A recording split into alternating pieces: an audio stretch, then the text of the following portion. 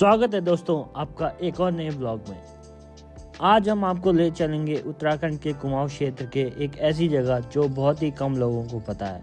यह है उचोला, एक छोटा सा गांव जो बसा है काली नदी के शांत और रहस्यमय किनारे। चलिए चलते हैं और शुरू करते हैं अपना सफर। रास्ते में हमें जाना था खटीमा से, तो आप देख ही सकते हैं खटीमा के हरे भरे खेत और नेशनल हाईवे जो खेतों के बीच से गुजर रहा है।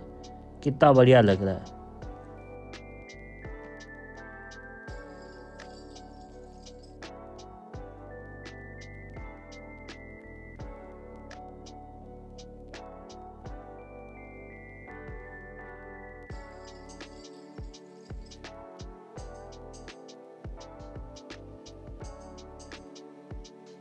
थोड़े से ड्रोन शॉट लेने के बाद हम चल दिए अपनी मंजिल की तरफ, जो था उचोला।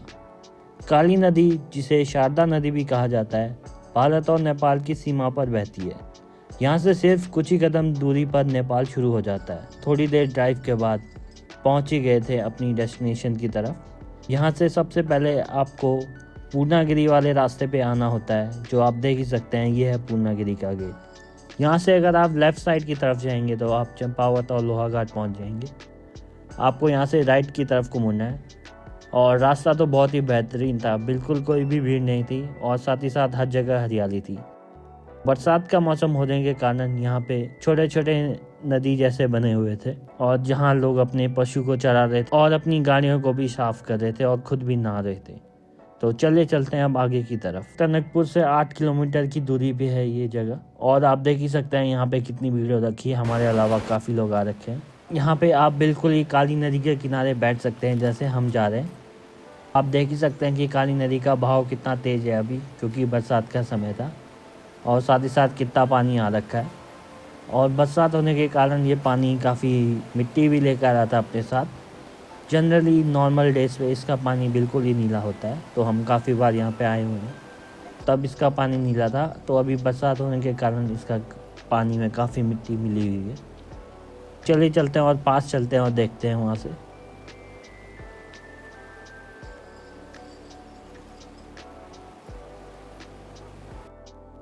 थोड़ा सा मैं आपको इस जगह के बारे में भी बता देता हूँ। स्थानीय मान्यता के अनुसार यह नदी देवी काली माता को शक्ति के प्रतीक है। इसी कारण इसका नाम काली नदी पड़ा है। कहा जाता है कि इस नदी का जल सिर्फ शरीर को ही नहीं बल्कि आत्मा को भी शुद्ध कर देता है। लोग दूर दूर से यहाँ आकर पूजा करते हैं और इस पवित्र जल में डुबकी लगाते हैं। तो हम भी थोड़ी देर यहीं पे बैठ गए और देखने लगे नदी के बहाव। और नदी के उस पार आप देख ही सकते हैं कि नेपाल है। तो यहाँ से आप दो देशों के बीच में ही खड़े हैं, बिल्कुल जिसके बीच में एक नदी है। तो नेपाल की तरफ से भी काफ़ी लोग उस तरफ को तैर रहे थे। काली नदी सिर्फ एक धार्मिक नहीं परंतु एक ऐतिहासिक दृष्टि से भी काफ़ी महत्वपूर्ण है। पुराने समय में यह रास्ता भारत, नेपाल और तिब्बत को जोड़ता था। यहीं से होकर व्यापारी नमक, ऊन और अनाज की अदला बदली किया करते थे। आप कह सकते हैं कि यह नदी कभी प्राचीन सिल्क रूट का हिस्सा हुआ करती थी। तो यहाँ पे काफ़ी चेतावनी भी लिखी है कि नदी में ज़्यादा नहाना मना है और नदी किनारे किनारे किसी प्रकार का गंदगी ना फैलाए। तो आप उन सबको पढ़ सकते हैं। और बहाव तो आप देख ही सकते हैं कि नदी का कितना तेज़ है। यहीं पे आपको रिवर राफ्टिंग भी हो जाएगी और यहाँ पे काफ़ी रेस्टोरेंट और छोटे छोटे गेस्ट हाउसेस भी आपको मिल जाएंगे। देख ही सकते हैं यहाँ पे 8-10 दुकानें हैं और लोग यहाँ पे साइड पे बैठ के भी अपना काम कर रहे हैं। चलिए इस तरफ को देखते हैं कि क्या है। तरफ को आपको नदी में जाने के लिए सीमेंटेड रास्ता बनाया हुआ है बिल्कुल ही। तो अभी तो हमारे अलावा यहाँ पे कोई था ही नहीं, तो ज़्यादा भीड़ ही नहीं थी। और यहाँ पे हमारे अलावा एक छोटा सा पप्पी भी था, आप देख ही सकते हैं, ये रहा वो। तो यहीं पे घूम रहा था ये। साथ ही साथ इसी के बगल में एक रिवर साइड कैफ़े है, जो ये रहा जहाँ पे हम अभी आए हैं। यहाँ पे इनके पास रूम्स भी अवेलेबल हैं और साथ ही साथ खाने पीने की सारी चीज़ें अवेलेबल हैं। तो अभी तो हमने कुछ खाया नहीं क्योंकि हम घर से खा के आए हुए थे। तो आप देख ही सकते हैं ये इनका सिटिंग स्पेस और यहाँ पे इनके पास 4 या 5 झोपड़ियाँ हैं जहाँ पे आप रह सकते हैं। काली नदी के किनारे बैठकर जब आप सूर्यास्त देखेंगे, नदी की लहरों की आवाज़, पहाड़ों की ठंडी हवा और आसमान के बदलते रंग, वो पल आपकी यादों में हमेशा के लिए बस जाएंगे।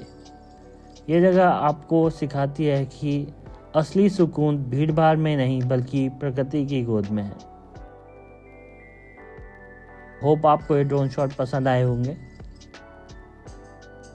और फाइनली अब टाइम था हमारा घर की तरफ को जाने का, और अब हम जा रहे हैं अपनी अगली डेस्टिनेशन की तरफ जो है शारदा बैराज। चले चलते हैं। तो हम पहुंच गए थे जहां से हमने एंट्री ली थी।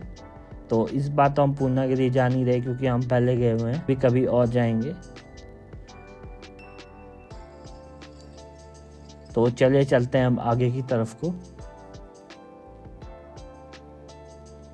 तो आपको हम थोड़े से और भी ड्रोन शॉट दिखा देते हैं अभी आगे की तरफ को, क्योंकि बरसात हुई थी तो काफ़ी नए नए छोटी छोटी स्ट्रीम्स बनी हुई हैं। जैसे कि आप देख सकते हैं ये रही, ये आगे एक ही स्ट्रीम थी, अब यहाँ से 2 में डिवाइड हो गई है।